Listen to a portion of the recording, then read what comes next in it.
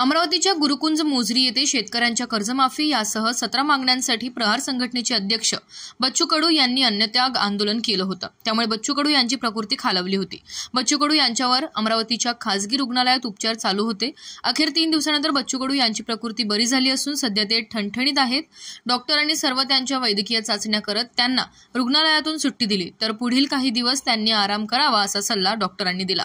तर कुरळ पूर्णा येथील निवासस्थानी बच्चू कडू आता पुढील काही दिवस आराम करणार असून लगेच ते पुन्हा कामाला लागणार आहे अशी माहिती त्यांनी दिली। त्याच्यात काय काय गडबड करून ठेवली हे सगळं म्हणजे कसं सरकार चालते, प्रशासन कसं चालते, राजा बोले गाडी आले, हे सगळं आणि स्वच्छ प्रशासनाचा जो दावा पारदर्शक केला तो किती घाण आहे पडलेली हे सगळं सांगू तुम्हाला।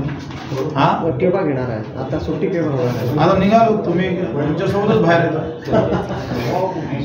नाही तर म्हणजे कुठं ते सांगत आहे की उद्या घेतो ना पत्रकार परिषद, तुम्हाला करू, तुम्हाला करू।